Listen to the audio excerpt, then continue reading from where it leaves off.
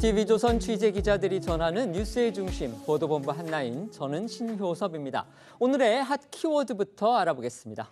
네, 첫 번째 키워드는 우럭탕 먹방입니다. 윤석열 대통령이 어제 서울 노량진 수산시장을 찾아 참모들과 우럭탕 오찬을 했습니다. 대통령의 노량진 시장 방문은 개장 96년 만에 처음으로 야당의 오염수 공세에 맞서 대통령이 직접 수산물 소비 촉진에 나선 걸로 해석됩니다. 두 번째 키워드는 고려 없답니다. 한동훈 법무부 장관은 단식하면 수사가 없어지겠냐고 말해 이재명 민주당 대표의 단식에 구애받지 않고 검찰 수사는 계획대로 진행될 것임을 분명했습니다. 이원석 검찰총장도 내부 회의에서 증거와 법리에 따라 진실을 밝혀 결과를 보여주면 된다고 수사를 독려했습니다. 다음 키워드는 4일 오전만입니다. 이재명 민주당 대표가 쌍방울 대북송금 사건 피의자로 오는 4일 검찰에 출두하되 오전 2시간만 조사를 받겠다고 했습니다. 이른바 방탄 단식 비판을 피하려는 의도가 엿보이는데 검찰은 나온다면 준비된 전체 조사를 진행하겠다며 사실상 거부했습니다. 다음 키워드는 홍장군만 뺀다입니다. 독립운동가 흉상 이전 논란에 휩싸인 육군사관학교가 6인 흉상 가운데 소련 공산당 전력 논란이 있는 홍범도 장군의 것만 독립기념관으로 옮기겠다고 공식 발표했습니다. 민주당은 육사를 앞세운 정권의 역사 쿠데타라고 비난했습니다.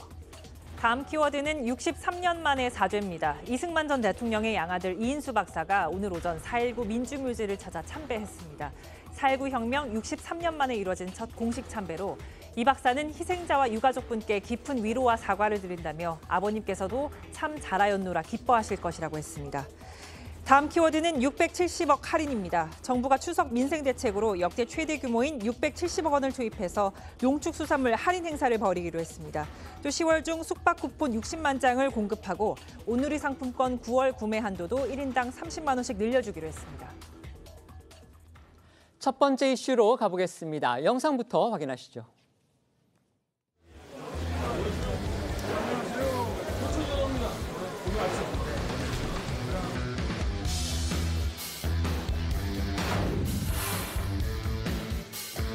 (60만) 장의 숙박 할인 쿠폰 배포와 함께 연휴 기간 고속도로 통행료를 면제할 것입니다.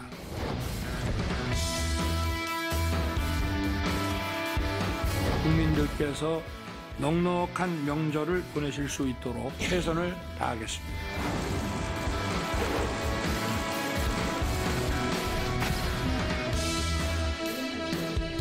기대 성과는 첫째, 한 아세안 연대 구상의 본격 추진, 둘째, 글로벌 책임 외교 구현, 셋째, 부산 엑스포 총력전 전개.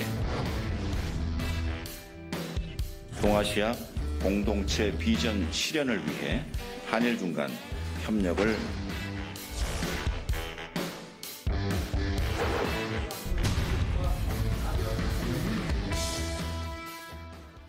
윤석열 대통령이 다자 정상 외교에 다시 시동을 걸었습니다. 다음 주 아세안 관련 정상회의 그리고 G20 정상회의 참석을 위해서 인도네시아하고 인도를 연달아 방문합니다. 작년에 이어서 2년 연속 참석입니다. 네, 윤 대통령의 아세안 관련 정상회의 참석, 지난해 11월 캄보디아 푸놈펜 회의 이후 두 번째입니다.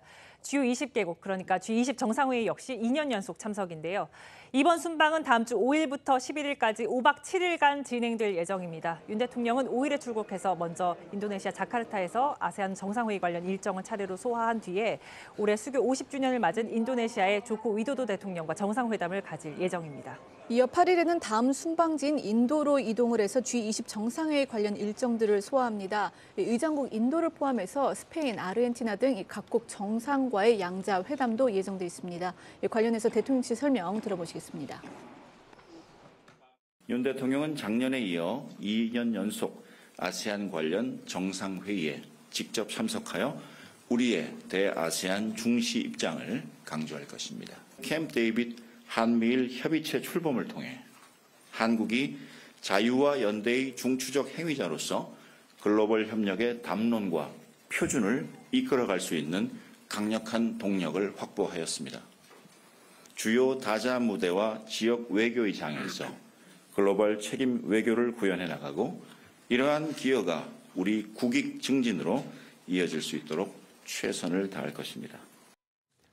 이번 순방 국가인 아세안과 인도는요, 우리나라 수출의 5분의 1을 차지하는 주요 시장인 만큼 윤 대통령은 방산과 원전 등의 분야에서 적극적인 세일즈 외교를 펼칠 예정으로 전해졌습니다. 재계에선 공식 경제사절단 대신 정의선 현대차그룹 회장, 구광모 LG그룹 회장, 신동빈 롯데그룹 회장 등 인도네시아에서 사업을 진행 중인 일부 기업 총수만 동행합니다.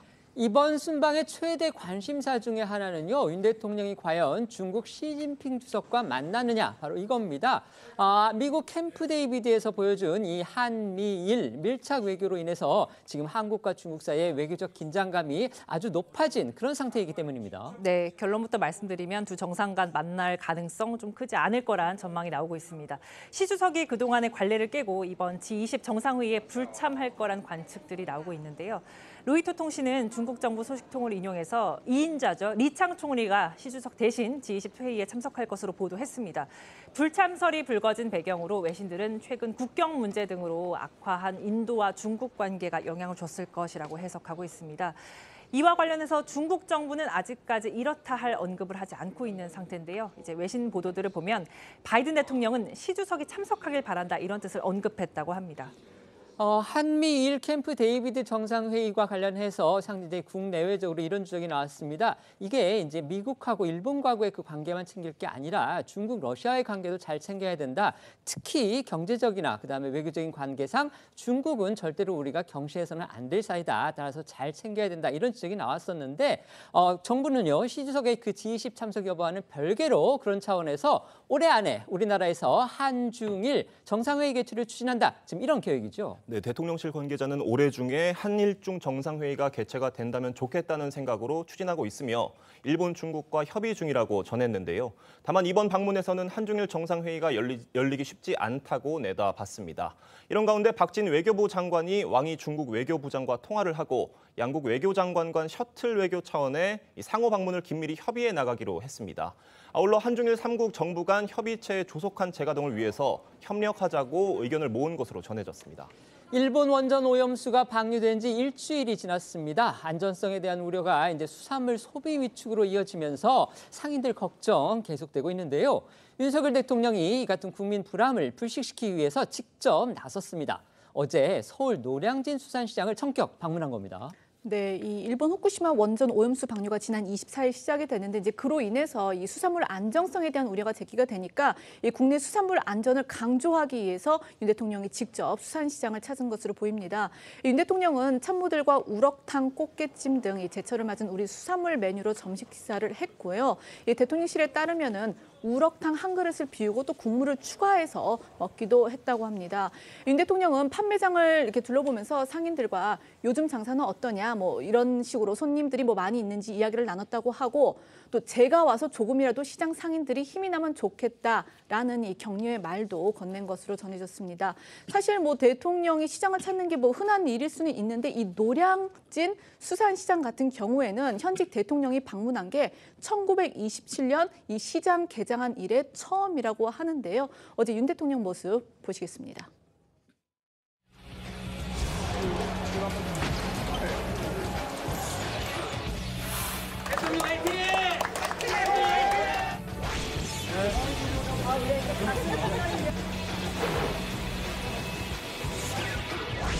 그래도 몇 개 사다가 내가 이 된장도 조금 풀고.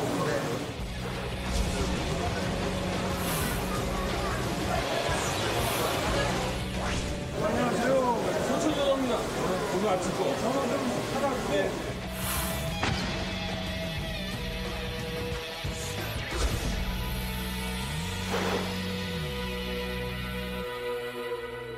윤 대통령 어제 노량진에서요, 이 수산물을 또 많이 샀다고 합니다. 네, 수십만 원어치를 한꺼번에 샀다고 합니다. 대통령실 관계자에 따르면 당분간 대통령실과 관저에서 열리는 오찬과 만찬 식탁에 이날 구매한 수산물들이 오를 예정이라고 합니다. 앞서 윤 대통령은 지난달 28일 한덕수 총리와 오찬을 겸한 주례회동에서도 수산물을 주로 먹었다고 대통령실이 전했습니다. 우리 어민과 수산물 상인에 대한 응원 차원에서 윤 대통령은 앞으로도 공개적인 자리에서 제철 수산물 먹방을 보이면서 소비 촉진에 나설 걸로 보입니다. 이재명 민주당 대표가 오염수 관련한 대여 공세 차원에서 이제 단식 투쟁에 들어간 날, 그리고 일본 총리가 오염 처리수의 안전함을 보여주기 위해서 역시 수산물 먹방에 나선 날 윤 대통령이 노량진에 간 거 또 공교롭게 보이기도 합니다. 일본 기시다 총리는 어제 도쿄 도요스 수산시장을 찾아 후쿠시마산 문어 먹방을 선보였는데요. 그제도 후쿠시마산 식재료를 이용한 도시락으로 내각 관리들과 먹으면서 식품의 안전성을 호소한 바 있습니다. 주일 미국 대사도 일본 후쿠시마현 소마시를 방문해서 지역 수산물을 먹는 모습을 공개해서 눈길을 끌었습니다. 윤 대통령은 어제 민생경제대책회의에서도요, 이 수산물 업계에 대한 지원을 아주 여러 차례 강조하기도 했습니다. 맞습니다. 윤 대통령은 어제 용산 대통령실에서 주재한 이 비상경제 민생회의에서 최근 가짜뉴스와 허위 선동으로 어려움을 겪고 있는 수산물 업계에 대한 지원을 신속하고 과감하게 추진하겠다 이렇게 밝혔는데요. 그러면서 이 근거 없는 괴담과 선동에는 적극 대응하고 또 올해 중 추가로 이 예비비 800억 원을 편성해서 우리 수산물 소비를 촉진하겠다 이렇게 강조를 하기도 했습니다. 그리고 이제 윤 대통령은 어제 그 노량진을 방문한 자리에서도 이 전통시장 온누리 상품권 환급 행사장에 방문을 했는데요. 직접 구매한 영수증으로 이 온누리 상품권을 환급받기도 했습니다. 이 온누리 상품권이라는 거는 이제 정부가 그 수산물 소비 촉진을 위해서 이제 실시를 하는 건데 그러니까 수산시장에서 물건을 산 뒤에 영수증을 제시를 하면 뭐 산 가격의 30%를 이 온누리 상품권으로 환급해주는 그런 행사인데 이걸 연말까지 실시를 하게 됩니다.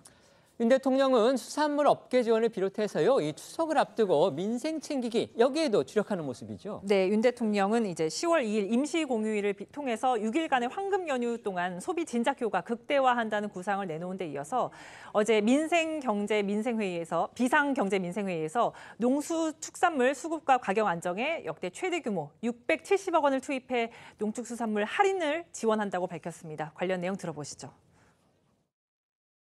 정부의 하반기 정책 역시 민생 안정이 최우선입니다. 물가 안정 기조를 확실히 다지고 서민과 취약계층의 어려움을 덜어드리고 내수 경기 활성화를 위해 열심히 뛰어야 합니다.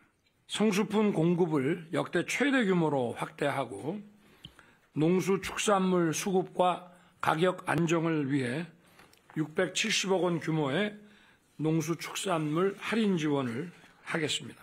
각 부처는 국민들께서 민생 안정을 체감하실 수 있도록 비상한 각오로 임해 주시기 바랍니다. 보신 것처럼 윤 대통령을 비롯해서 정부는 이 오염수 방류를 거의 기정사실화하고 이제 그 전제에서 사후 대책 마련 이쪽에 지금 집중하고 있습니다. 반면에 야권에서는 여전히 이 오염수 방류를 반대를 하면서 정부 그리고 일본을 향해서 아주 날을 세운 그런 공세를 벌이고 있습니다. 네, 민주당은 어제 긴급 의원총회를 열고 후쿠시마 원전 오염수 해양 투기 중단을 촉구하는 국회 철야 농성에 들어갔습니다. 상임위 3-4개를 묶어 조를 편성해서 2시간씩 자리를 지키는 방식으로 교대 철야를 이어갔고요. 자유 발언 등을 진행했습니다. 민주당은 앞으로도 오염수 방류 반대 투쟁을 계속 이어갈 계획이며 3일에는 런던 협약 당사국의 당대표 명의의 친서를 발송할 예정인 것으로 알려졌습니다. 관련해 민주당 의총 모습 보고 오시죠. 후쿠시마 핵 오염수 해양 투기 즉각 중단하라! 중단하라! 중단하라! 중단하라! 윤석열 정부 규탄한다! 규탄한다! 규탄한다! 규탄한다! 태평양 바다에 핵 폐수가 퍼지고 인류 역사상 유례없는 일이 벌어지고 있습니다. 정부가 막아주기는커녕 오히려 일본에 동조하면서 일본의 핵 폐수 방류를 합리화시켜 줬기 때문입니다. 대한민국이 암흑시대로 돌아가는 느낌입니다. 솔직하게 말씀드려서. 이 나라가 정말 어디로 갈지 걱정이 태산입니다.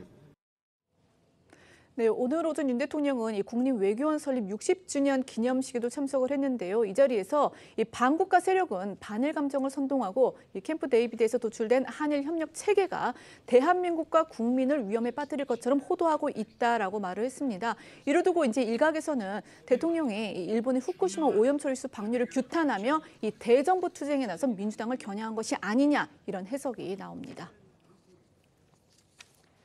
이재명 민주당 대표의 상황도 알아보겠습니다. 이 대표는 앞서 보신 이 민주당 밤새 무총회도 모습을 보였는데요. 어제 오후부터 단식에 돌입한 상태에서 대여 공세에 주력하고 있습니다. 네, 어제도 이제 저희가 전해드린 대로 이재명 대표가 그 취임 1주년 기자 간담회에서 돌연 이 무기한 그 단식 투쟁을 선언을 했고요. 어제 오후 1시부터 이 국회 본청 앞에 설치된 천막에서 단식 농성을 시작을 했습니다. 이 대표는 흰 셔츠에 노타이 차림이었고 또 탁자 앞에 가부좌한 그 자세로 앉아서 단식에 들어갔습니다. 이 자리에는 박광원 원내대표와 정청래 최고위원 등 민주당 지도부도 모습을 보였습니다. 민주당 의원들의 응원 방문도 이어졌는데요. 영상으로 보겠습니다.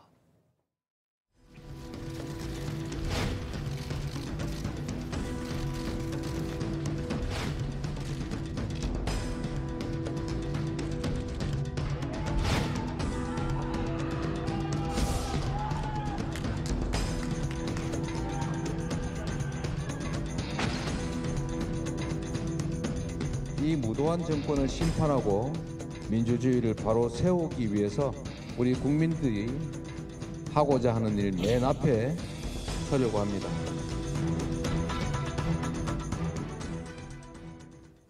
다만 이 대표 어젯밤에는 천막 농성장이 아닌 당대표실에서 잠을 청한 것으로 알려졌습니다. 당대표실 관계자는 경호 관계로 밤에는 실내로 옮겨야 했다고 밝혔습니다. 과거 일부 정치인들이 낮에는 이제 단식 농성을 하고 밤에는 국회 안에서 잠을 청해서 이제 반대 정파로부터 이거 출퇴근 단식 투쟁이냐 이런 논란이 있었던 거 기억이 나는데요. 어쨌든 이 대표 오늘 아침에는 이 천막 농성장에서 당 최고위원회 회의까지 열었습니다. 네, 단식 투쟁 이 천막에서 오늘 최고회의 열렸는데 윤석열 정부에 대한 규탄 목소리 쏟아졌습니다. 이 대표 정상적으로 국정이 돌아갈 수만 있다면 할 수 있는 무슨 일이든 하겠다고 다시 한번 강조했습니다. 들어보시죠. 지금 정권의 퇴행과 폭주 그리고 민생 포기, 국정 포기 상태를 도저히 용납할 수는 없는데 이 일방적인 폭력적인 행태를 도저히 그대로 묵과할 수는 없지만 막을 다른 방법도 없다. 조금이라도 퇴행이 좀 완화되고 정상적인 국정으로 돌아갈 수 있다면 할 수 있는 무슨 일이든지 다 하겠다는 말씀을 다시 한번 드립니다. 네, 이재명 대표는 이처럼 연일 사직생의 각오를 강조를 하고 있는데 다만 정치권에서는 당장 이재명 대표가 검찰 조사를 앞두고 있는 등 이 자신을 향하고 있는 그 사법 리스크가 산적한 상황에서 과연 그 단식 투쟁 효과를 기대할 수 있느냐, 기대하기 어렵다라는 그런 회의론이 나오고 있습니다. 이 대표가 어쨌든 자신의 건강상의 문제 이런 걸 무릅쓰고서 지금 단식 투쟁에 들어간 거 이거는 뭐 현실입니다. 하지만 이 대표의 진심이 무엇이든 간에 결국은 방탄용으로 비칠 가능성이 있다. 방탄용으로 의심받을 수 있다. 바로 이런 지적입니다. 실제로 이 대표가 지금 단식 투쟁을 선언하자마자 이 국민의힘을 중심으로 해서 이거 뭐 방탄 단식이다 이제 이런 비판이 쏟아졌습니다. 한동훈 법무부 장관은요, 이 개인 비리 수사에 단식으로 맞서는 것이냐, 국민들이 공감하겠느냐 이렇게 꼬집었는데요. 한정환 목소리 들어보시겠습니다. 개인 비리 수사에 단식으로 맞서는 거 워낙 맥락 없는 일이라서 국민들께서 공감하실지 모르겠습니다. 혹시 이 단식이 수사에 영향을 미치거나 차질이 있는 부분도 있을까요? 그렇게 따진다면은 예를 들어서 무슨 뭐 절도죄를 짓거나 사기죄를 짓거나 이렇게 소환을 받았을 때 단식하면은 수사가 없어지겠습니까? 통상 형사 사건은 형사 사건대로 진행되는 것입니다. 들으신 대로 한 장관 단식한다고 수사가 없어지겠냐 이렇게 강조했습니다. 검찰 역시 이 대표의 단식 선언에 대해 일체 고려 없이 원칙대로 수사를 진행하겠다고 입장을 밝혔습니다. 검찰 수사의 총수격이죠. 이원석 검찰총장의 메시지도 나왔는데요. 직접적이지는 않았습니다. 하지만 이재명 대표 수사 상황을 빗댄 그런 메시지로 해석되기에 충분했습니다. 네, 이원석 검찰총장은 어제 원래 회의에서 증거와 법리로만 일하는 검찰에 대해 유불리만을 기준으로 거짓 주장이나 근거 없이 왜곡된 비난을 접하게 되면 그 괴로움은 말할 수 없다 이렇게 말했습니다. 민주당을 중심으로 이 대표 관련 수사에 대해 포갑이다, 조작 수사다 이런 비판이 쏟아지고 있는 것을 빗댄 것으로 해석이 되고요. 이 총장, 그럼에도 검찰은 원칙과 절차를 지키고 오로지 증거와 법리에 따라 팩트를 찾고 진실을 밝혀서 결과를 보여주면 된다고 이렇게 강조했습니다. 이처럼 한동훈 장관 그리고 검찰 측 모두 이 대표가 단식을 해도 수사상의 예외는 없다. 이런 의지를 보인 건데요. 이런 가운데서 오늘 오전에 또 검찰발 속보가 전해졌습니다. 죄송합니다. 이 대표 측으로부터 속보가 전해졌습니다. 이 대표 측이 검찰이 나오라고 했던 그 다음 주 월요일에 출두하겠다. 이런 입장을 내놓은 겁니다. 문제는 조사 시간을 오전 2시간 이걸로 한정해서 제시한 겁니다. 일반 피의자라면 생각하기 어려운 행태인 거 이건 또 분명해 보입니다. 네, 민주당은 이 대표가 검찰이 소환 조사를 통보한 다음 주 월요일 오전 최고위 회의를 끝내고 곧바로 출석하겠다 이렇게 밝혔고요. 다만 그날 오후 2시 반에 일본 오염수 관련 국제공동회의에 참석을 해야 되기 때문에 1차로 오전 조사만 받고 추후에 검찰과 협의해서 추가 조사를 받겠다고 덧붙였습니다. 이 대표가 앞서 자신이 출석하고 싶은 날짜를 이제 역으로 검찰에 통보했던 거 이것도 일반인으로서는 하기 힘든 일이다 이런 평이 나왔었는데 이번에는 오전 조사만 받겠다 이렇게 조사 시간까지 정해서 통보를 한 겁니다. 네, 오늘 민주당 목소리 들어보시죠. 이재명 대표는 검찰이 고집하는 오는 4일에 출석하겠습니다. 다만 일시 조정이 불가능한 일정 등을 고려할 때 4일에는 1차로 오전 조사를 실시하고 다음 주 중 검찰과 협의해서 추가 조사를 진행하겠습니다. 이 같은 입장은 오전에 검찰에 전달됐고 현재 협의 중입니다. 참고로 4일 오후에는 후쿠시마 오염수 해양투기철의 국제공동회의가 예정돼 있습니다. 홍준호 의원이나 박찬대 의원이 그거는 제가 확인한 바가 없습니다. 어쨌든 이 대표 이 방탄단식 이런 여권의 비판을 의식해서 일단 4일 소환조사 출두 이건 받아들인 것으로 보이는데요. 이에 대해서 검찰 입장이 또 바로 나왔죠. 네, 결론은 불가하다는 건데요. 이 검찰은 입장문에서 이 대표 측이 다음 주 월요일 오전에 2시간만 조사를 받고 나머지 조사는 당초 주장했던 9월 11일 주에 받겠다고 통보를 했다고 설명을 했는데요. 때문에 검찰은 이 2시간 만에 조사를 중단할 수는 없다면서 이 준비된 전체 조사를 진행하겠음을 이 대표 측에 알렸다고 설명을 했습니다. 또 검찰은 입장문 말미에 이 대표 측이 일반적인 피의자 출석과 이 조사에 관한 형사 사법 절차에 응해 줄 것을 기대한다. 이렇게 또 강조를 하기도 했습니다.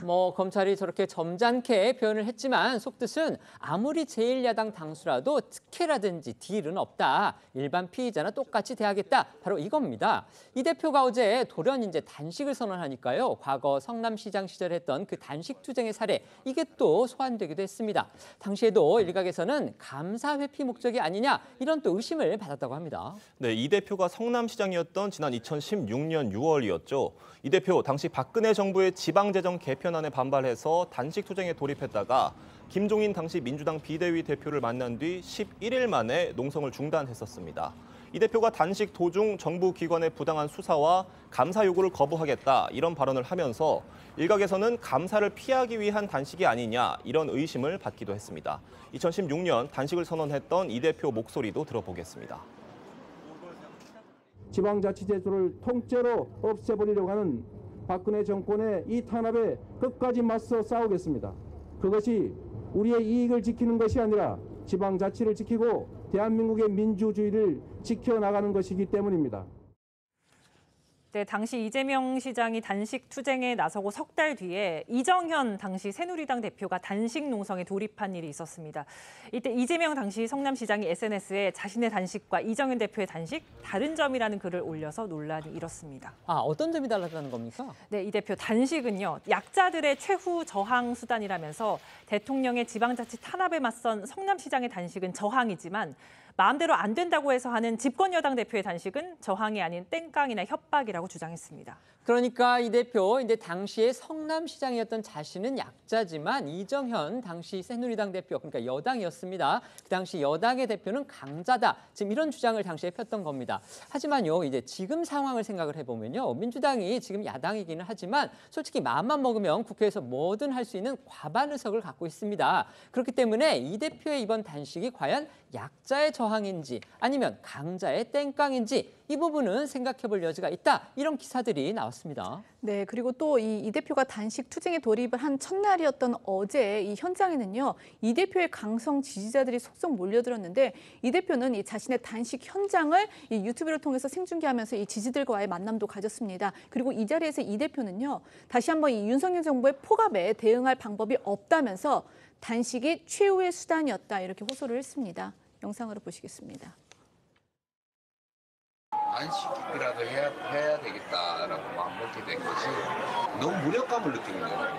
법도 없고 양심도 없고 그냥 가진 권력 극단적으로 행사해가지고 무조건 제압하고 갈라치려고 싸움시키고 도저히 방법이 없다는 생각이 들었어요. 대통령이 해야 될 제일 중요한 일이 국민 통합이잖아요.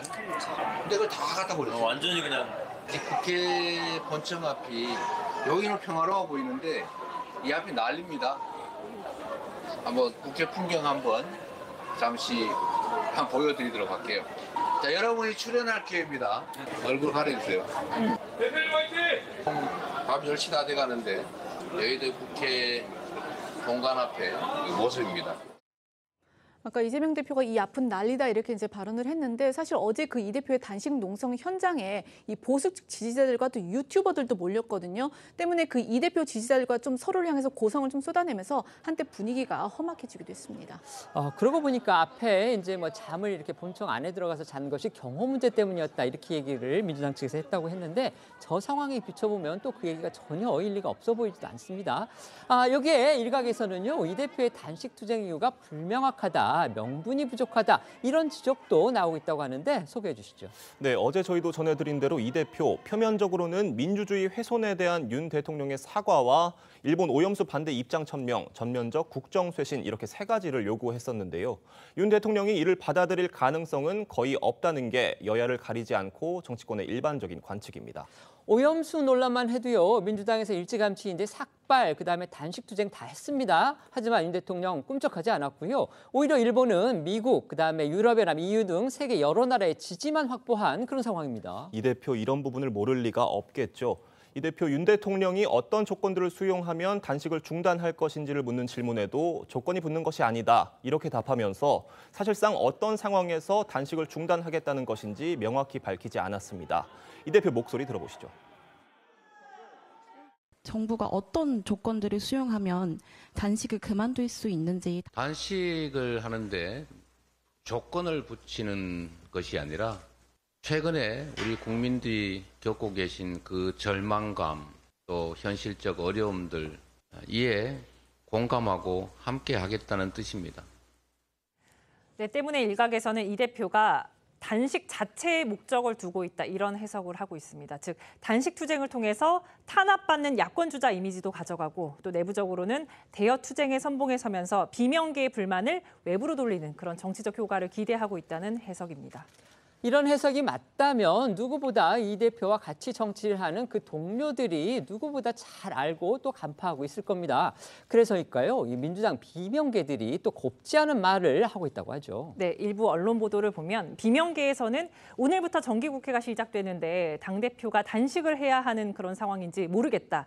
명분이 부족하다. 이런 의문을 제기했다고 합니다. 이 대표가 단식 투쟁에 돌입한 어제 민주당 내 비명계 모임은 어제 토론회를 열고 민주당이 방탄, 팬덤에서 벗어나야 한다고 말했습니다. 토론회 후에 나온 비명계 김종민 의원 목소리 준비했습니다. 그래서 중도층이 없어진 게 아니라 중도층이 배제되고 있다. 이렇게 표현을 한 건데 이게 중요한, 전체적으로 좀 비슷한 중요한 맥락이었어요. 이 방탄민주당이 되면 국민들이 안 좋아할 거 아니에요. 내로남불, 방탄, 팬덤 이 세 가지 이 민주당이 지금 지난 1년 동안 보여준 모습 이게 국민들이 정말 안 좋아하는 거거든. 네, 국민의힘에서도 연일 이 대표의 단식 투쟁에 대해서 비판 목소리가 쏟아지고 있는데요. 들어보시겠습니다.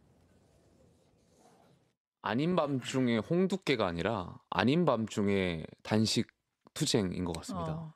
이재명 대표가 단식을 통해서 무엇을 얻겠다라고 하는지 공감이 전혀 가지 않아요. 그러니까 정치인들이 어떤 행동이나 메시지를 할 때는 정치적으로 어떠한 목표나 어떤 유목적성을 띠는데 그러니까 이재명 대표가 도대체 왜 이 시점에서 단식을 이야기하지? 아마 저뿐만이 아니라 평범한 일반인들, 국민들도 같은 생각을 하실 거예요. 여기 이제 앞서 전해드린 대로 이재명 대표가 그 성남시장이던 시절 이 단식 중단을 설득했던 인물, 바로 당시에 그 민주당 비대위원장을 했던 김종인 전 국민의힘 비대위원장은요, 한 라디오 인터뷰를 통해서 이 대표의 단식에 대해서 국민은 관심이 없다라고 했는데요. 좀 더 들어보시겠습니다. 지금 실질적으로 국민들이 생각하기에는 매일매일의 일상생활이 어떻게 되느냐에 관심이 있지. 그렇죠. 그런 이념에 대해서 별로 관심이 없어요. 옛날에는 정보의 흐름이 그렇게 넉넉하지 않았기 때문에 국민이 잘 몰라요. 그러니까 그거를 국민에게 알리기 위해서 극한 투쟁을 해야만이 국민이 알 수 있게 됐기 때문에 극한 투쟁이라는 게 효과가 있었는데 예. 지금은 국민이 너무 잘 알아요. 아하. 너무 잘 아는데 쓸데없이 지금 이재명 대표가 얘기한 거를 국민이 다 알고 있다고. 아하.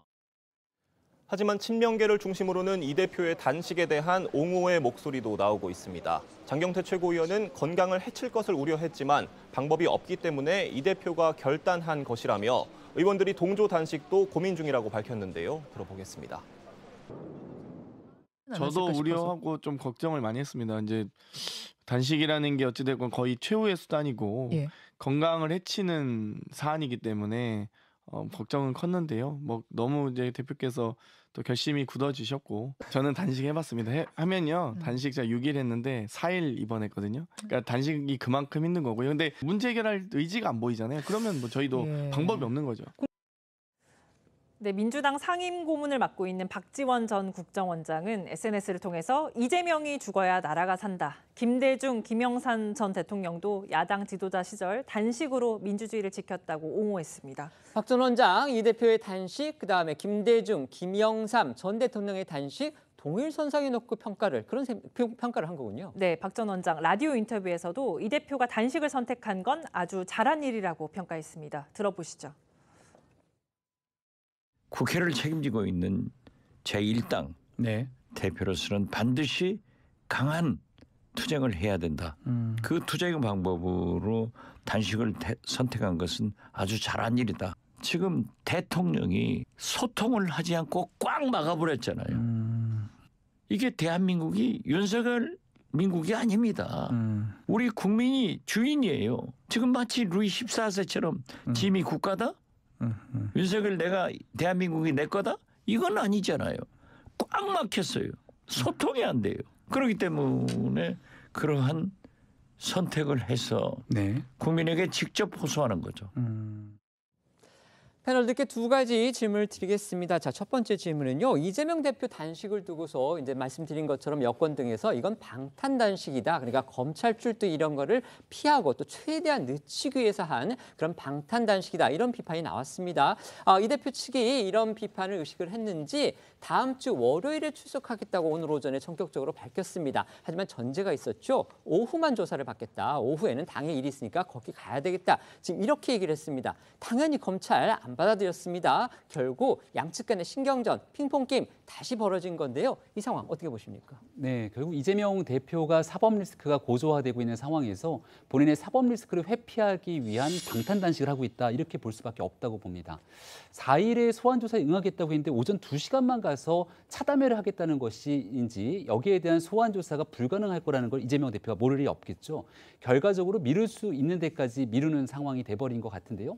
조금 전에 장경태 의원이 얘기한 것처럼 단 6일을 단식했는데 4일을 입원해 있었다고 합니다.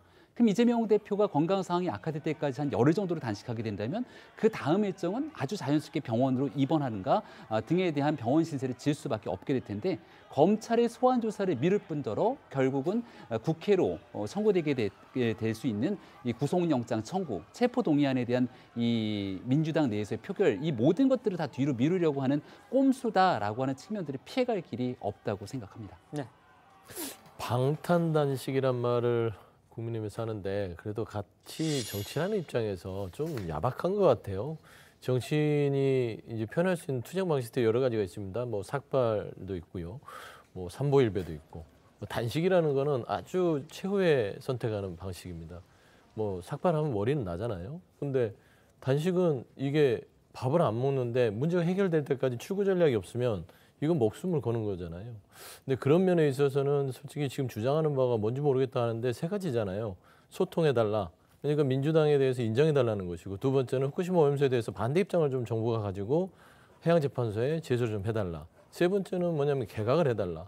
개각, 뭐 국정쇄신이 왜 그러냐면 대통령이 너무 일방적으로 국정 운영을 하다 보니까 옆에 있는 참모들이 무능한 거 아니냐라는 것이거든요. 그래서 전반적으로 이런 국정기조로서는 한 발자국도 앞으로 갈 수 없다. 그리고 최근에 홍범도 장군을 육사에서 형상을 옮기는 과정에서 역사인식까지 완전히 부정하는 이 정부, 이거는 정말 민주주의 위기다. 헌법의 위기다. 자유민주 기본 질서를 어기고 있다는 측면에서 그런 단식이 들어간 것이지, 방탄단식이라는 거는 본인의 사법 리스크가 한동훈 장관처럼 없어지지 않잖아요. 단식한다고 안 부르겠습니까? 수사가 중단되겠습니까? 그리고 소환에 나갈 의지를 분명히 밝혔잖아요. 4일에 나가든 11일에서 15일 그 주에 나가든 소환 조사를 받겠다라는 것이기 때문에 저는 이 부분에 대해서 방탄 단식이라고 하는 것은 너무 좀 야박하다라고 좀 평가하고 있습니다. 그 부분에 대해서 이제 조금 추가 질문을 드리겠습니다. 방탄 단식은 아니라고 얘기를 하셨지만 사실 저희가 이제 뭐 좀 여러 가지 그림을, 이건 가상 상황이긴 합니다. 지금 김병민 최고위원께서 말씀을 하셨듯이 단식을 뭐 하루 이틀하고 끝내지는 않으실 것 같아요.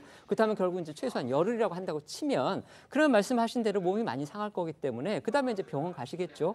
그다음에 병원 간 다음에 몸이 나와서 회복이 돼서 나왔다 한들 검찰이 그런 이재명 대표를 만약에 부를 경우에 일반 국민한테 특히 지지자들을 중심으로 해서는 저렇게 비정한 검찰이 있느냐, 이런 여론 당연히 나올 거고요. 그다음에 체포동의안 국회에서 했을 때 저렇게 몸을 희생하면서까지 단식 투쟁을 했던 그 대표에 대해서 만약에 비명계들이 가표를 던지면 그분들한테 또 비난의 화살이 돌아갈 것이다. 그래서 이런 여러 가지를 정치적으로 노리고서 지금 이재명 대표는 단식이라는 카드를 꺼내 든 거다. 지금 이런 의심하는 의심들이 나오고 있는 겁니다. 거기에 대해서는 어떻게 그러니까 생각하십니까? 이제 그런 의심들을 할 수는 있겠죠.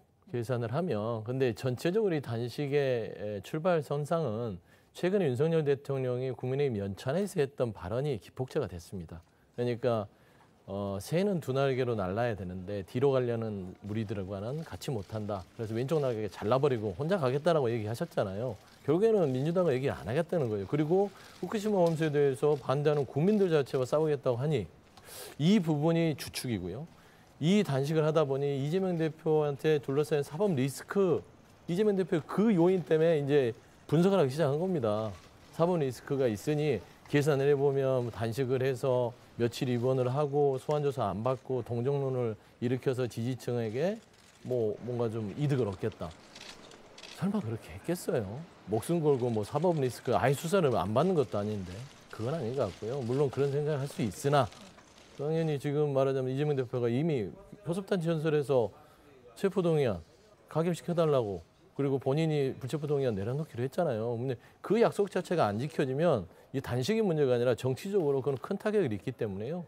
저는 뭐 이 단식의 효과가 그런 지지층의 결집 효과는 가져올 수 있으나 그 밑그림을 가지고 단식을 시작하지 않았다, 저는 보고 있습니다. 체포동의안을 가결시켜달라는 얘기까지는 직접적으로는 안 하신 거 아니에요? 이제 그 대답이 안 나오기 때문에 지금 기자들이 계속 묻는데 이 대표는 답변을 안 하셨던 저도 것 이제 같은데. 그 얘기를 제가 이제 취재를 해본 결과 그걸 굳이 지금 가정에서 들어오지 않았는데 의총이나 의원들한테 들어오면 가결시켜 달라 그렇죠. 할 필요는 그러니까 없다라는 것이죠. 그렇죠. 하지만 교섭단체 연설에서 본인이 불체포특검을 내려놨고 그다음에 부르면 영장실심사 받겠고 다 할 테니까 알겠습니다. 그런 의사 부분을 존중해 달라라는 건 의원들한테 언지를 한 걸로 알고 있습니다. 알겠습니다. 여당의 최고위원이시니까 이 질문을 한번 드릴게요. 어쨌든지 간에 이 전국이 경색이 돼버리고 지금 뭐 거의 벼랑 끝까지 지금 가는 대치 형국입니다. 정기국회에서 이 정기국회 파행을 해서 아쉬운 쪽이 여당일까요? 야당일까요? 여당 입장에서는 국정 운영에 무한 책임을 지고 있는 상황이기 때문에 민생으로 가는 길목에서 야당과 함께 하고자 하는 많은 노력들이 기울이고 있습니다. 근데 지금 민주당 이재명 대표가 하는 목소리를 들어보면 마지막 순간에 할 수 있는 방법이 이것밖에 없다고 얘기를 하게 됩니다. 168석의 의석을 갖고 있기 때문에 마음만 먹으면 국회 내에서의 모든 의결 사항에 힘을 갖고 있는 민주당이 단식 말고는 할 수 있는 일이 없다고 얘기를 하고 있는 건 결과적으로 무능하다고 하는 얘기를 똑같은 말로 할 수밖에 없는 상황처럼 비춰지게 되거든요. 오히려 민생을 중심으로 정기국회가 제대로 가야 되는 길들이 있게 되는데 이재명 대표의 단식 바로 직전에 어떤 일들이 있었냐면 김남국 의원에 대한 이 제명안을 민주당이 부결시켜 버렸거든요. 생즉 사즉생을 얘기했으면 사실상 김남국 의원을 살리면서 민주당은 죽는 길을 선택한 것 아니겠습니까? 이 정도로 국민의 눈높이와 어긋날 기회로 가고 있는 민주당의 상황이기 때문에 아무리 좋은 방식의 협치를 하고자 하는 과정들이 있더라도 결국 이재명 대표의 사법 리스크와 자기 식구 감싸기에 민주당이 올인하는 순간 여러 가지 어려움이 있다는 점도 함께 말씀드립니다. 그럼에도 불구하고 어쨌든 권력을 쥐고 있는 사람은 윤석열 대통령이고요. 그다음에 예산 통과 어려워지고 법안 통과 잘 안 되면 국정을 운영할 힘을 얻지 못하는 사람도 윤석열 대통령 아닙니까? 그렇다면 윤 대통령이 이 상황을 그대로 지켜보고 할 테면 해봐라. 이런 식의 태도는 또 그것도 문제가 아니냐. 이런 지적 당연히 야당에서는 생각할 수 있는 거 아닐까요? 강대강 대치 국면으로 가게 되는 측면이 있다면 결과적으로 국민의 힘도 또 윤석열 정부에도 부담이 될 수밖에 없을 겁니다. 하지만 제일 중요한 건 국민의 먹고 사는 문제, 경제와 민생에 이르는 일이니만큼 여기에 대한 이니셔티브를 쥐고 민주당을 설득할 수 있는 여러 가지 대안적 내용들도 함께 제시할 책무가 있다고 생각합니다. 네. 오늘부터 정기국회가 개회했습니다. 앞서 예결위와 상임위를 가동해서 지난해 예산 결산안 이거부터 지금 심사하고 있는데 정부 여당 그리고 야당이 아주 곳곳에서 충돌하고 있습니다. 네, 특히 이 종합정책 질의가 이어지고 있는 예결위에서 충돌이 거센데요. 야당은 지금 일본 후쿠시마 오염수급 방류 그리고 홍범도 장관 흉상 이전 등을 이제 문제 삼으면서 정부와 야당을 이제 강하게 압박을 하고 있고 정부 여당 역시 물러서지 않고 있습니다. 이 야당의 공세에 적극적으로 반박을 하면서 신경전이 계속되고 있는데요.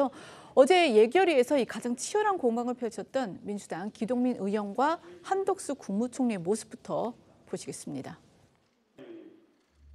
국방부 차관께서 더 잘 설명을 할 수 있으리라고 생각이 들어서 국방부 차관은 책임 있게 설명할 수 있는 위치에 있지 않고요. 국방부 장관은 총리께서 허락을 하셔가지고 출장을 가셨어요. 뭐가 그렇게 급해서 갔는지 모르겠습니다만. 그러면 이제는 도망은 아니라는 거는 이제 이해를 좀 해주세요. 아니죠. 정치적 표현이기 때문에 그런 거 가지고 시비 붙으시면 안 됩니다. 도망이 정치적 표현인가요? 대단히 그렇게 보여집니다. 논란의 한 당사자가 한 복판에 있는 사람이 이미 한 달 전에 예정되어 있던 종합정책 질의를 뒤로 하고 출장을 떠난 것은 국민들 눈에 보기에는 도망으로 보입니다. 그런 걸 시비 걸지 마시고요. 답변을 해주세요. 또 하나의 국익 질의에 대해 답변을 해주시라고요. 그거는 국무위원에 대한 모욕입니다. 잠수함 국무위원에 대한 모욕입니다. 국무위원답게 행동했으면 아무런 문제가 없었던 문제인데 저는 그렇게 생각하지 않습니다. 5분이 지났는데 제가 한마디를 던졌는데 거기에 대한 답변은 주지 않고 무슨 짓입니까 이게.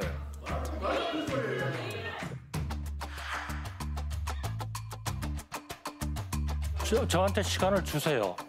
아니 더 이상 어떻게 시간을 드린다는 얘기입니까? 우리의 주적과 그러니까 왜 그렇게 하려고 하는 거냐? 그거 보세요. 또 안 들으시잖아요.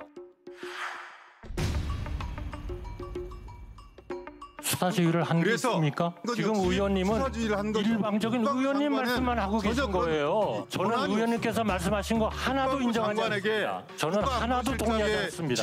의원님 말씀하시는 건 다 틀렸습니다. 다 틀렸어요.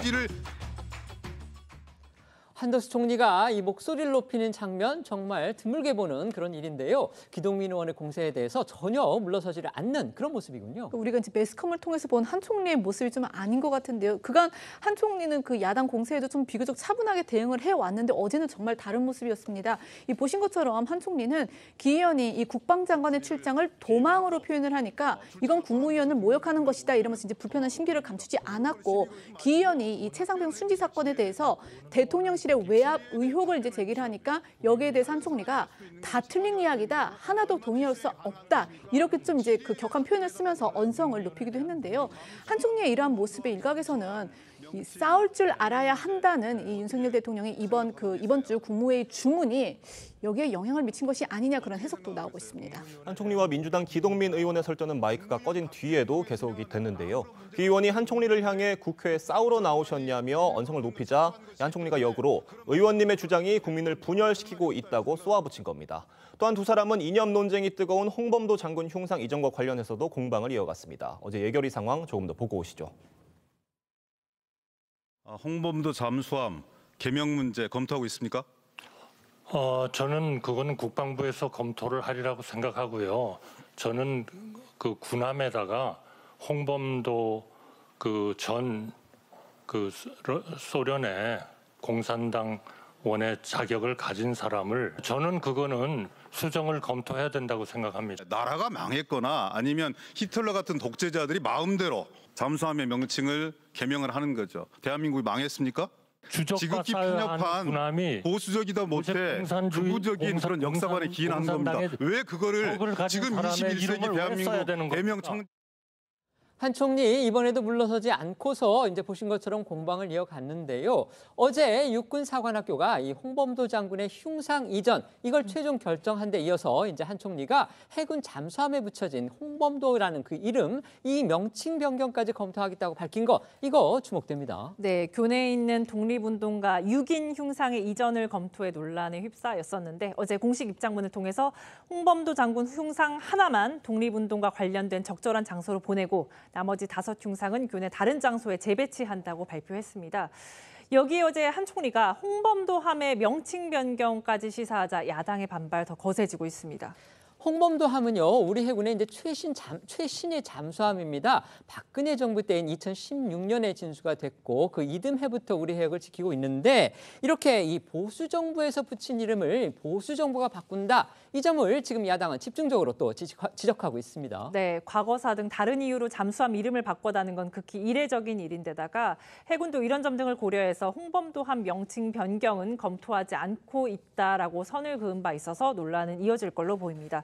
오늘 여당은 홍범도 장군 흉상 이전과 관련해선 지켜보겠다라면서 유보적인 입장을 보였고 홍범도 함 명칭 변경에 대해선 국방장관이 의견을 종합해서 정리할 것이라는 입장을 밝혔습니다. 여야 목소리 준비했습니다. 홍범도 함 문제는 장관이 돌아왔어. 국방부 장관이 여러 의견을 종합해서 정리하지 않을까 이렇게 생각하고 있습니다. 그건 뭐 당론으로 정할 사안은 아니고요. 육사에서 여러 가지 또 과정을 거쳐서 하겠다 이런 취지로 이야기를 했으니까 그 과정을 지켜보겠습니다. 윤석열 정권의 논리대로라면 박정희 대통령이 더 문제입니다. 오히려 박정희 흉상 동상을 철거해야 하는 것 아닙니까? 역사 패륜 정권 들어라 역사의 외침을 홍범도 장군의 영면을 위해 저희 민주당이 국민과 함께 싸우겠습니다.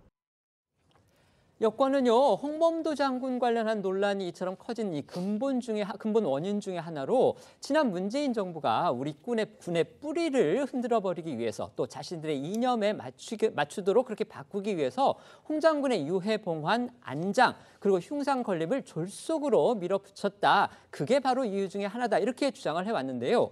오늘 할 언론이 이것과 관련한 기사를 보도해서 또 주목이 됩니다.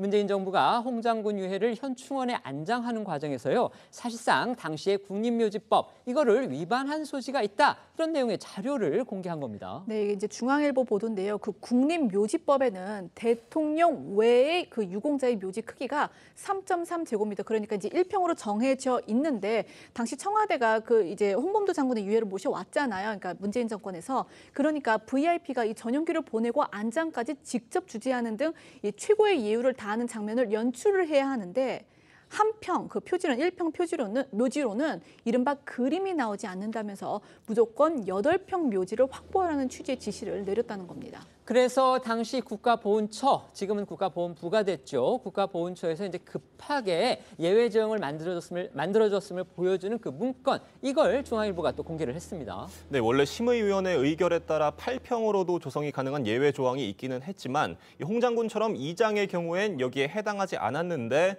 유해 송환을 열흘 앞둔 2021년 8월 5일에 보훈처가 돌연 이것이 가능하도록 예외 조항을 추가로 만들었다고 하는 겁니다. 중앙일보가 공개한 내부 문건에 따르면요. 보훈처는 독립유공자 묘역 운영 지침의 2장의 경우에도 필요하면 8평으로 안장이 가능하다는 예외 조항을 추가했습니다. 그러니까 상황을 정리해 보면 시기적으로 청와대의 8평 묘지 조성이 지시가 먼저 나오고 보훈처가 나중에 지침을 개정했을 가능성이 크다는 게 이 보도의 내용입니다. 네, 또 당시 청와대는 8평 묘지 크기 문제가 해결 해결된 뒤에는 위치를 문제 삼았다고 중앙일보는 보도했습니다.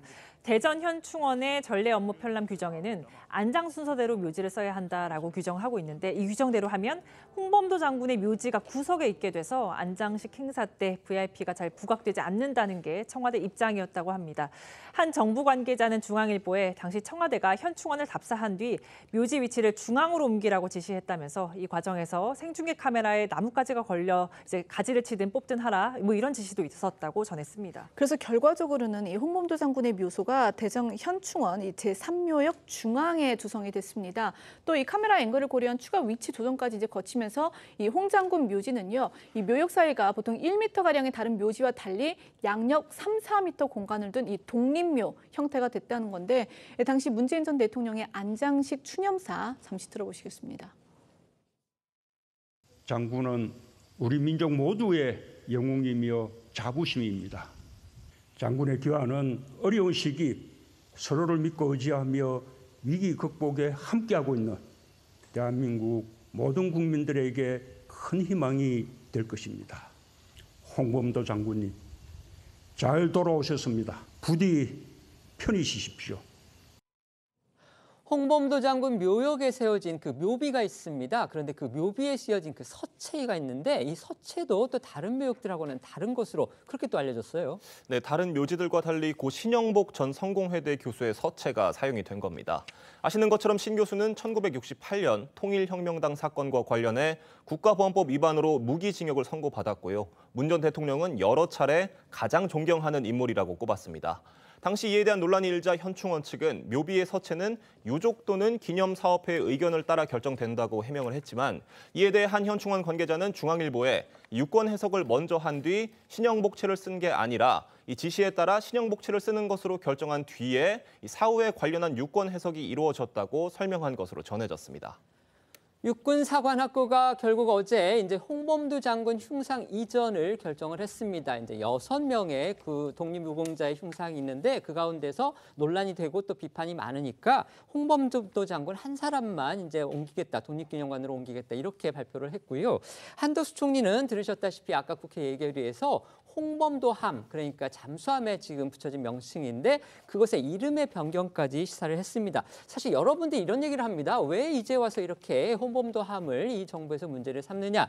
저희도 궁금해서 이제 뭐 예결위 상황이라든지 또 여당의 입장 또 국방부의 발표를 이렇게 들어보니까 결국 크게 두 가지로 나눠지는 듯합니다. 자, 첫 번째는 홍범도 장군을 과거 정부나 또 이전에 보수 정부에서 상당히 높이 평가를 했었는데 그 당시만 해도 러시아에서 홍범도 장군의 이 공산당 이력 자료 그런 부분들을 갖다가 충분히 받지 못한 상태였는데 그 자료를 충분히 확보를 해서 이렇게 종합적으로 검토를 해보니까 당초 알려졌던 것보다 홍범도 장군의 이 공산당 이력이 훨씬 더 확실해졌다 이런 얘기를 지금 하고 있는 거고요. 두 번째는 아까 말씀드렸듯이 이제 이거는 약간 정치적인 그런 시각과 견해가 들어간 걸로 보이는데 문재인 전 정권이 이른바 광복군을 국군의 뿌리로 인정하기 위한 그런 시도라든지 또 어떤 자신의 정부의 이념 성향에 맞춰서 국군의 뿌리를 다시 정립하기 위해서 홍범도 장군을 무리하게 영웅화시켰다. 그렇기 때문에 그 당시의 결정이 너무 졸속으로 이루어졌기 때문에 이런 모든 논란의 뿌리가 생긴 거다. 지금 이게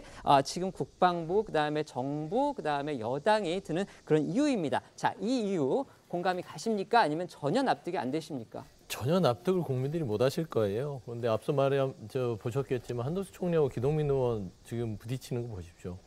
대통령이 이런 거 바랬을까요? 이념 가지고 지금 또 싸우라고 하니까 국회의원과 국무위원이 설전을 벌이고 이런 모습을 원하셨던 건가요? 저는 정말 실망이고요. 홍범도 장군에 대해서는 한마디만 말씀드리겠습니다. 지금 대한민국 윤석열 정부가 역사에 큰 죄를 지고 있다. 저는 그런 말씀 드리고요. 저는 사실과 다릅니다. 국민들께서 홍범도 장군의 일대기만 보더라도 지금 말하는 소련 공산당, 그 레닌의 공산당이에요. 지금 북한과 관련된 건 스탈린의 공산당입니다. 그러니까 레닌의 공산당은 당시에는 이념적으로 아예 지금 북한과는 개념이 다른 주의였고요. 당시 소련은 미국과 연합군을 맺어서 일본과 싸웠던 것입니다. 거기에 소련, 미국 연합체에서 소련 공산당으로서 홍범도 장군이 힘이 없으니까, 나라가 없으니까요. 그들의 힘을 빌려서 항일 무장 운동을 했고 최선봉에서 했는데 문재인 정부가 왜 홍범도 장군에 대해서 얘기를 했냐면 이거는 거슬러 올라가면 육사가 이제 개교를 할 때 당시에 교장을 선출하는 임명할 때도 이승만 당시에 전 대통령도 육사의 교장은 항일 운동가에 관련된 분으로 해라 해서 그때 소장을 전폭적으로 교장을 시켰던 그 일화를 이종창 홍보회장이 얘기를 하지 않았습니까? 그다음에 문재인 정부는 홍범도 장군의 유해를 왜 모셔왔냐면 홍범도 장군의 일대기를 읽어보시면 소련에서 강제 추방을 당해서 카자흐스탄으로 갑니다. 그리고 그 목숨을 바쳐서 가족까지 다 잃고 본인의 일생을 항일 무장운동에 다 바쳤는데 카자흐스탄의 극장에서 수위로 지내면서 쓸쓸하게 돌아가셨어요. 그때까지 대한민국은 홍범도 장군을 아예 쳐다보지도 않았습니다. 그걸 뒤늦게 발견하고 쓸쓸하게 죽었던 그 묘역, 폐허가 됐던 그 묘소를 보고 대한민국이 미안한 것이죠. 그런데 이 정부가 뭡니까? 서운이 2개 줬으니까 아까워서 하나를 뺏겠다. 국립묘지에 한 평이 아니라 8평이니까 과하다.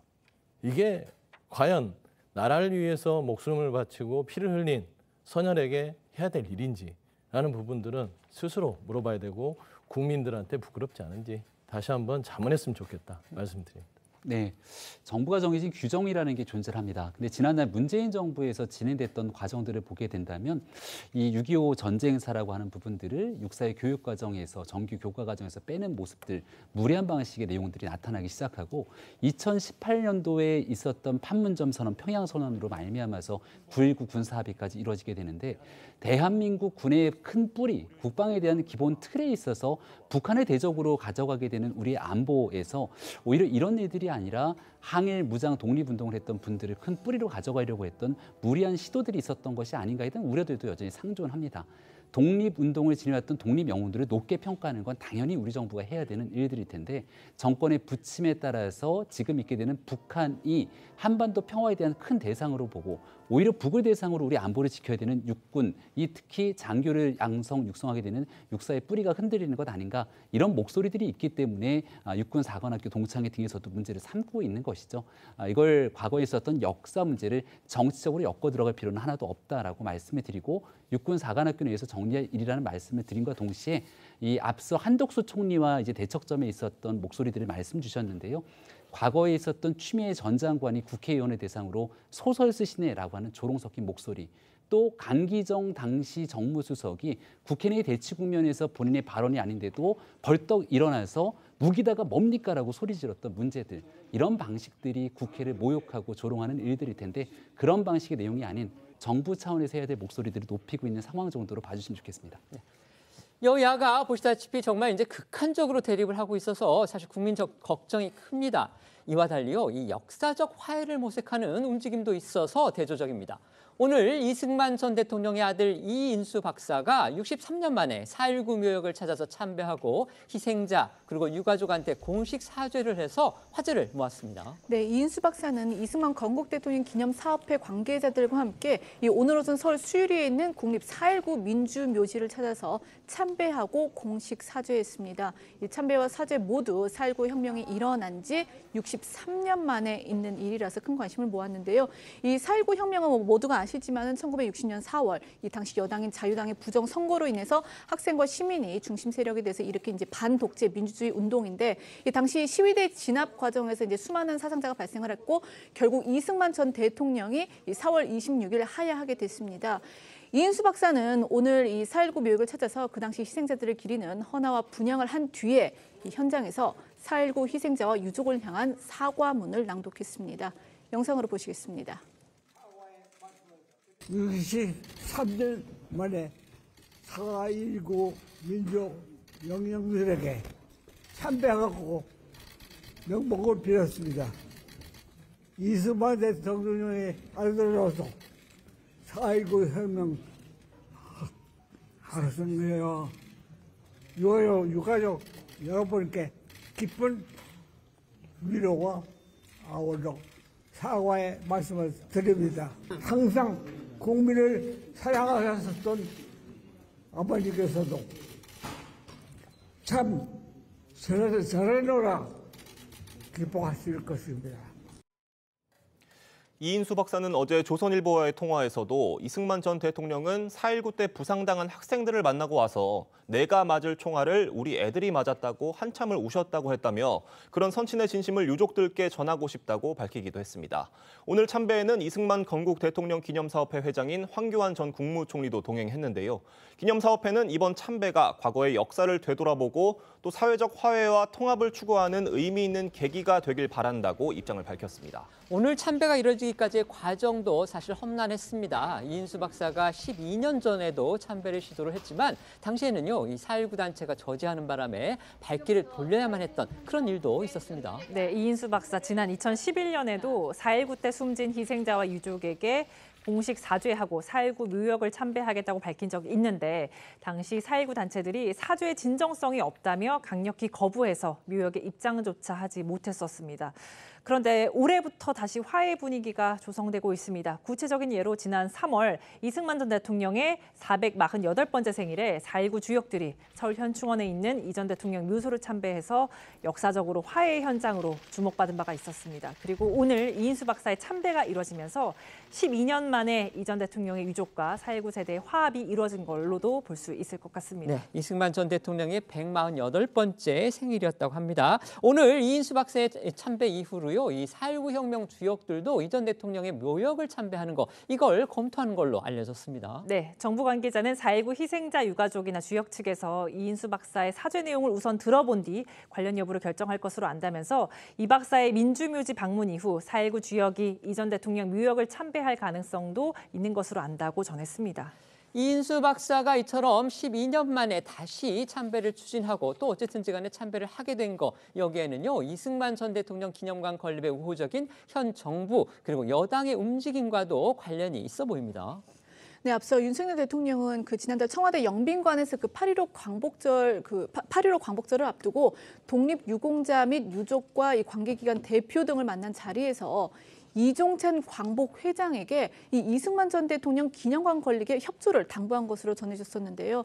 여기에 이종찬 광복 회장은 이승만 기념관 설립의 대창성이고 팔 걷어붙이고 돕겠다라고 답했습니다. 앞서 이종찬 회장은 사실 이승만 기념관 건립에 대해서 이승만 전 대통령을 신격화하는 형태에서는 안 된다라고 밝혀서 당시에 이제 기념관 건립에 부정적인 거 아니냐 그런 관측이 나오기도 했지만 결국 이를 부인한 것으로 파악이 됩니다. 또 당시 영빈관 행사에는 윤 대통령과 같이 주빈석에 앉았던 김구 선생의 손녀 김미 김구재단 이사장이 지금 보면 이승만 전 대통령과 김구 선생을 두고 갈라져 싸우는 분위기 같다면서 대한민국은 하나이고 이승만 전 대통령과 김구 선생이 힘을 합쳤었는데 후세 일부가 이간질하는 것 같아 안타깝다고 말한 것으로 전해졌습니다. 이에 윤 대통령도 두 분이 같은 편인데 왜 후세 사람들이 나누는지 모르겠다 이렇게 밝힌 것으로 알려졌습니다. 이승만 전 대통령의 아들 이인수 박사가 오늘 4.19 묘역에 참배하고 또 희생자 그리고 유가족들에게 사과했습니다. 어떻게 평가하십니까? 네, 이인수 박사도 벌써 90이 넘었지 않습니까? 고령의 나이에서 유족을 대표하고 이러한 역사적 사과, 화해를 하면서 이러한 내용들이 역사적 공과를 공히 함께 평가할 수 있는 하나의 새로운 출발점이 됐다고 생각을 합니다. 우리가 하나의 역사를 바라보면서 특정 진영으로 갈라져서 나눠지고 있는 모습들이 쭉 이어져 왔는데 역사에 대한 공과 과에 대해서 고루 함께 평가할 수 있는 좋은 계기가 될 수 있었던 그런 자리가 되지 않았을까 생각합니다. 네, 저도 4.19 부분에 있어서 이승만 대통령의 아들분께서 고령에도 불구하고 사회적 화해와 통합을 위해서 노력하시는 모습들은 좋고요. 이런 모습들이 조금 더 다른 데도 좀 퍼져나갔으면 좋겠어요. 특히나 좀 일본도 이런 모습을 보고 우리 대한민국에 사과할 수 있는, 그래서 조금 관계성이 실질적으로 진보할 수 있는 그런 일이 있었으면 좋겠다라는 개인적인 생각을 가집니다. 네, 지금부터는 어쩌다 이런 일이 코너로 이어가겠습니다.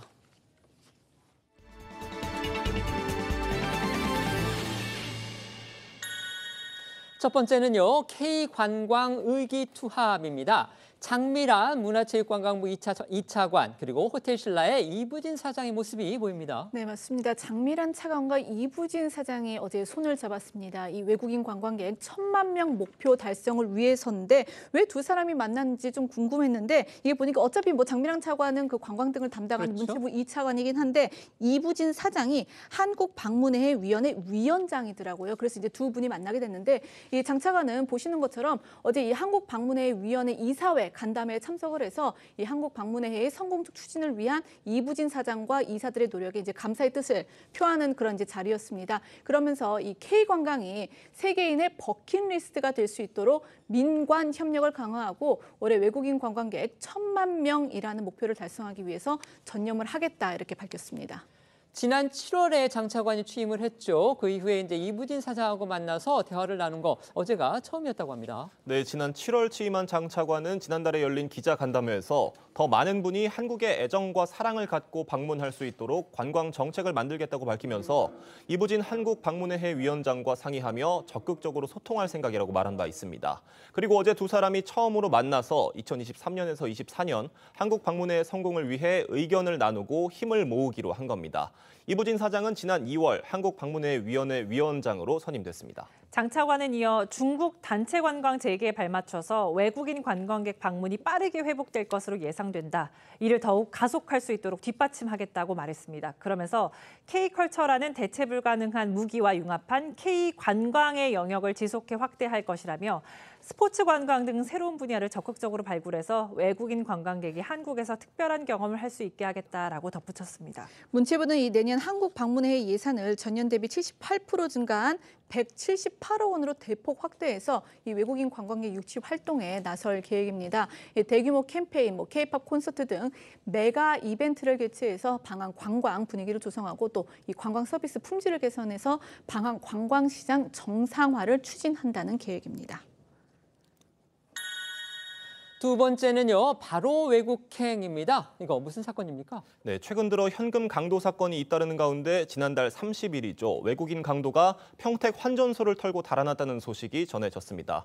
네, 지금 나가는 화면을 보시면요, 모자와 마스크를 쓴 남성 2명이 서둘러 길가에 세워둔 자동차를 타고 달아납니다. 외국인들이 경기도 평택의 환전소를 턴 뒤 달아나는 모습인데요. 타지키스탄 국적인 이들은 총기 형태의 물건으로 직원을 위협한 뒤에 미화 8,000달러, 우리 돈 1,000만 원 가량을 빼앗아 달아났다고 합니다. 목격자 목소리 듣고 오겠습니다. 두 놈이 가방 하나씩 들고서는 그때 막 해가지고 강도라고 그러더라고. 이들은 범행 장소로 올 때와 범행 후 떠날 때 화면으로 보신 이 흰색 SUV 차량을 이용했는데 도난 차량이었던 것으로 확인됐습니다. 범행 장소로부터 20여 킬로미터 떨어진 곳에 해당 차량을 버린 뒤 해외 도피를 위해서 공항으로 이동한 것으로 파악이 됐고요. 2인조 강도는 도피 과정에서 같은 국적의 조력자 3명으로부터 도움을 받은 것으로도 확인됐습니다. 경찰 관계자 목소리 듣고 오시겠습니다. 티켓 끊어준 거는 좀 확인해봐야 되는데 일단 공항까지 이렇게 이동을 도와줬어요. 외국인 강도 2인조와 또 공범 3명 어떻게 붙잡혔습니까? 일단 우선 그 외국인 2인조 강도들의 도피를 도운 이 공범 3명은요. 이 범인 도피 혐의를 적용해서 공항에서 긴급 체포가 됐고요. 2인조 강도 중에 한 명은 공항에서 출국 대기를 하던 중 경찰에 긴급 체포가 됐습니다. 다만 나머지 강도 한 명은요. 이미 해외로 도피한 것으로 파악이 됐는데 경찰에 따르면 이 범행 후 불과 4시간 40분 만에 국내를 벗어나서 우즈베키스탄으로 출국한 것으로 확인됐습니다. 경찰은 CCTV를 통해 이들의 동선을 역추적하면서 동시에 이들이 범행에 이용한 차량의 소유주를 확인하고 목격자를 통해 신원 파악을 시도하는 등 나름대로 발빠르게 수사를 진행했다고 합니다. 다만 용의자들이 외국인이라 인상착의 구분이 어려운 데다가 도난 차량을 범행에 이용하면서 신속한 신원 파악이 어려웠던 것으로 보이는데요. 그러는 사이 일당 중 한 명은 해외로 도피해버렸고 현재는 본국인 타지키스탄에 도착했을 것으로 추정이 되고 있습니다. 네, 경찰 관계자는 용의자가 범행 후 먼 거리를 이동한 뒤 곧바로 해외로 도피해버려서 체포에 필요한 물리적 시간이 부족했다 이렇게 설명했고요. 또 범행 전 미리 비행기표를 구매했을 것으로 보고 있다라고 전했습니다. 우선 붙잡힌 일당들을 상대로 정확한 범행 경위 조사하고 있고요. 도피한 일당에 대해서는 인터폴 공조를 통해서 행방을 쫓고 있다 이렇게 밝혔습니다. 세 번째는요, 자동차도 날아가입니다. 대형 폭풍이죠. 이 허리케인이 미국 남동부를 강타하면서 지금 피해가 속출했습니다. 네, 무려 최대 풍속 시속 200km가 넘는 이 허리케인 이달리아가 미국 플로리다 주를 강타했습니다. 그 위력이 어느 정도냐면요, 이 도로를 달리던 자동차가 순식간에 날아가 버리고요. 그리고 또 이제 대형 간판이 뒤로 저렇게 넘어지고 나무도 속절없이 꺾여버립니다.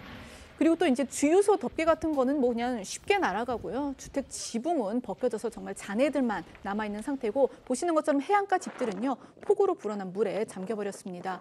이 영상으로만 봐도 시속 200km가 넘는 이 강풍이 얼마나 정말 위협적인지 체감이 되실 텐데요.